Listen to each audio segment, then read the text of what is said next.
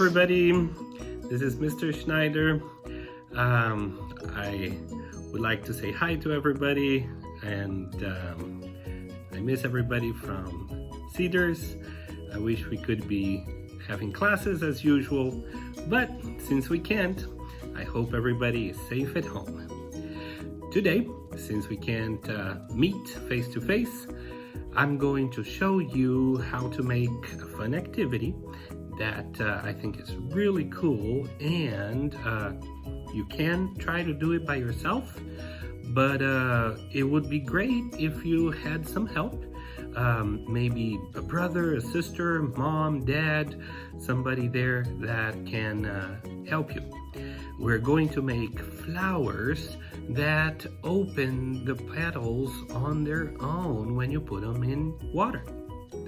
What we're going to need to make these flowers are a few color pencils. Everybody's got color pencils at home, right? Some paper. This is a piece of paper from a letter that I'm not gonna use anymore. I'm gonna use this paper and scissors that you probably have at home. This is all we need for now. Our first step is going to be to make a flower, so let's do it. Okay, to make my flower, I'm going to start with a regular pencil first, but you don't have to use this pencil. You can go straight to the colored pencils. I'm going to use this corner of the paper. I'm going to make a circle here in the center. And I'm going to draw some petals around the center of the flower. These petals more or less look like my fingertips. Look at that. But you don't have to make petals like mine. You can make any petals you like. It's your flower. You can give your flower all sorts of fun petals you can think of. Okay, here's my basic flower. Let's see what colors I'm going to use. I'm going to make a purplish center to this one.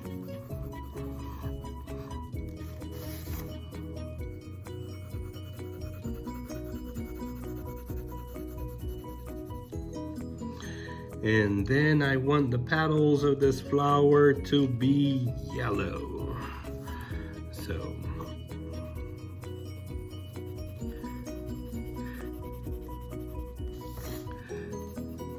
now, when you are making your petals, because we are going to cut this flower, your petals, you don't have to worry about drawing exactly inside the line. That's something I like about these flowers. When you're coloring, it's okay for the color to come out of the petals like I'm doing here, okay? Way past the line I drew for my petals, because we're going to cut it off anyway. So don't worry too much about the details of the colors. Okay, here's the flower I have so far. Now, let's cut this flower. Okay, so here is the flower I drew, right? Now, I'm going to cut where I drew the line.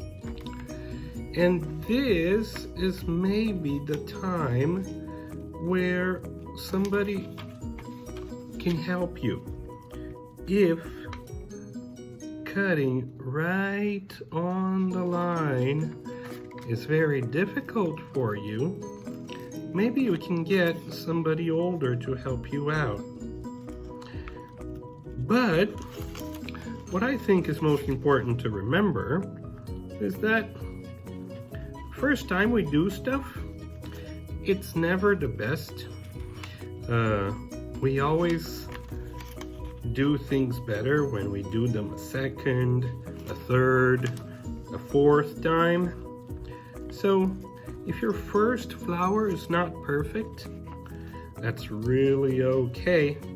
Just make another one, and I'm sure the second flower will be better than the first. And keep going, one flower after the other, until you get all the techniques down in coloring, in cutting, until you're very good at it. Okay, so here I am, cutting petal by petal in the flower.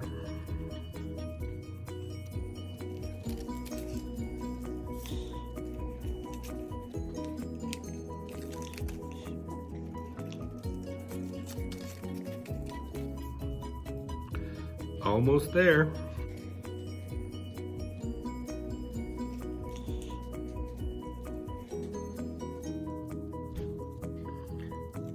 And that's the end of my flower. So now that I cut my flower, what I'm going to do now is I'm going to get each of the petals and I'm going to fold it over the center of the flower. Now, please remember, the petals are these parts here outside the flower. That's the part that opens up when a flower bud opens. Now, because these petals are short, I can fold them right on top of the center of the flower, just like this. Okay, but if in your flower the petals are too long and you just don't have room to fold them over like that, that's okay. You can fold them as much as you can and kind of leave your flower half closed. Oops, it fell. You can leave your flower half closed like this. Okay? Let me show you some other flowers I have already made so you can compare. Before I started recording, I made some flowers like this one that's pretty big. Or this one that I colored inside and out, and I made it with very different petals. Or like this one. Look at how tiny this flower is. So you make the flower you want, the way you want it, the color you want it, the size you want it. And now that we have the flowers the way we wanted them, let's do the fun part. Let's put them in water. Okay, so let's test our flowers. First, here's the flower I just made with you guys. That is cool, huh? I love it how it opens up like that. Now, let's put other little flowers next to it. Okay, and now we are going to test some extra flowers. So I have a regular plate here. I'm just gonna put a little bit of water. We really don't need a lot of water for this to work out. All right. So the first flower I want to try is this double flower I made. Look, it's one flower inside another. Whoa, that worked well.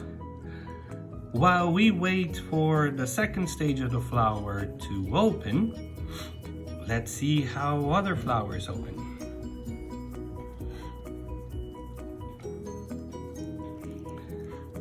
This one, and this one,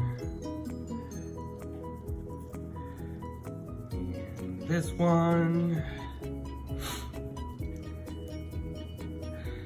Now let's get smaller. Let's put this one.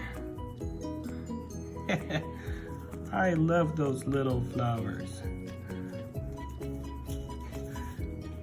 And look at this tiny one I made.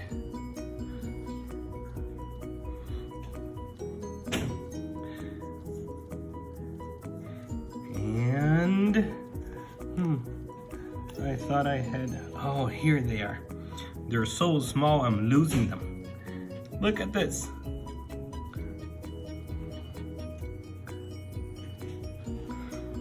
So yeah, you can make your flowers as large or as small as you like. And as you can see, even that big double flower is opening up pretty nicely. And once you get good at this, once you make many of those, how about making a flower with a surprise message inside for somebody you like? Okay? Well guys, I hope you enjoyed this. I hope you make lots and lots of flowers over this weekend. And have fun with these things. You can have your own garden blooming right now at home. Take good care. See you later.